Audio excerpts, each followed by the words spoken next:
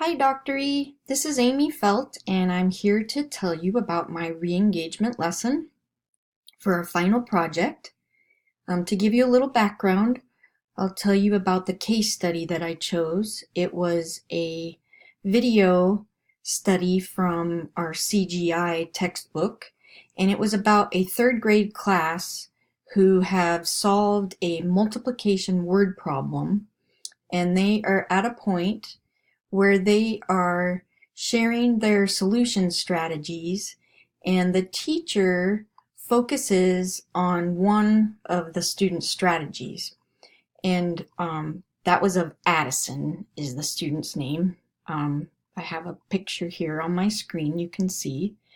He used a direct modeling strategy, and I think what the teacher was trying to get students to notice was how he used a grouping strategy and used repeated addition. And she thought that it would help some of the other students notice how they could start counting by tens rather than ones. So one thing I noticed that throughout all of the students' methods and their strategies that they discussed, that they all had a very proficient level of the concept of multiplication. However, it felt like to me they really didn't have a procedural understanding of multiplication. So what I would like to do in my re-engagement lesson is scaffold these students' learning and start getting them to think in a more multiplicative way rather than just solely addition. So the way I intend to start my lesson is with a number talk, and I'll show you here what I intend to use. It would be a dot image, and before I would begin the lesson, I would start with telling the students what we're going to do. I would explain to them that I'm going to show them an image and that I want them to think about what they see and how they see it. And I would ask questions about what do I mean when I say how you see them. And I would also explain that it's an image that will only have dots. And this would be before I even show them the image. I'll get them thinking about what that means and have them have a little discussion so that we can kind of be prepared for what's coming. And then I would ask the students if they're ready to start thinking like mathematicians. And I would show the image, but I would only show it for about 30 seconds. So that way they look at it, no pens and papers, just everything in their head, and they can think about different ways they would group. And I would ask for, give me a fingers up of when you have a strategy, and so that way I would know, and I would give them some thinking time, and then I would give them one more opportunity to see the image for another 30 seconds so that they can confirm their solutions. And then I would have them stop and share with their partners before we start discussing so that they have a chance to formulate their ideas clearly. And I'm hoping that this will help more people share. And what I'm hoping to get out of this number talk is I'm hoping to uncover some grouping strategies that we can compare, and then I can start to relate to mathematical ideas that lead to multiplication. So I'm hoping to see them using equal groups and noticing that they can use repeated addition and skip counting. And I'm also even hoping that maybe I can use or tie in some of the communicative or commutative, sorry, property, but we would just have to see how that goes in the number talk. But ultimately, if I pull up my template that I would be using for my number talk, my intention would be to hopefully be able to select two strategies that we could compare after we've had discussions and students have shared what they notice about everyone's strategies that we put up on the board. We would zone in on these two strategies, and I'm hoping to select two that used different groupings that also used some skip counting.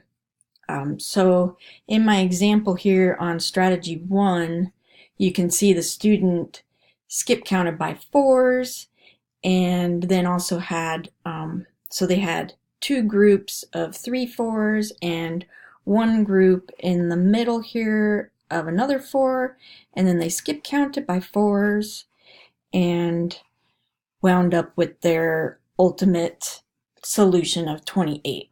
And I figured that this was something that the students were very familiar with doing in their past lesson that was in the study. And then we would also compare that to this strategy over here, the second strategy that uses 2s. So the student here skip counted by 2s and came up with the same solution of 28. And once we've done some comparing and students have discussed what they're noticing that are similar and different between the two, I would take the opportunity to come back to strategy 1, and I would scaffold their learning by actually purposely making a statement as I write what I have here in this yellow box. I would say a mathematician would write and represent your repeated addition as 2 groups of 12 equals 24. And for this number sentence, 24 plus 4 equals 28, they would write 2 groups of 12 plus 1 group of 4 equals 28. And I would explain that a mathematician would do that because that's how we write in multiplication form. For here he has 2 groups of 12 and 1 group of 4. And then I would look for a thumbs up, thumbs down to make sure that students are understanding what I'm talking about. And I would say, so now I'd like them to look at strategy 2 and see if they might be able to come up with a multiplication number sentence for this addition number sentence over here of 14 plus 14 equals 28. And then I would ask students to discuss with each other so that way they can start to think on their own, but with a friendly neighbor, of how they could compare what's over in strategy 1 with what I've done and come up with their own solution over here on strategy 2. And so then I would ask for volunteers and we would get some discussion going, and I'm hoping that we would come up with a proper multiplication sentence is the goal. And I'm hoping that I could also show that it is just a different way of expressing the same thing, because they should notice, I'm hoping, that all of these different ways of representing the number sentence lead to the same solution. So after we've done our number talk, my goal would be to lead into an anchor chart where we can actually take those new thoughts of our multiplication and write them on an anchor chart that I would have partially done. This would be some vocabulary with some illustrations that show the symbol X means groups of, and I would show a place for a number of groups and by how many are in the group. So I'm hoping that I could explain that hands-on with an illustration, and that students would help formulate these words and ideas that we could put on our anchor chart in a way that would be understandable to them. So after we would finish our anchor chart, we would move back into a talk about Addison's work that we had done the previous day. And so I'm hoping with that they could see, sorry, having a hard time finding the screen that I want.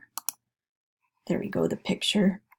So here I would remind them of what we did the previous day, and I would remind them of the word problem. First, I'd ask for anybody to volunteer with the word problem.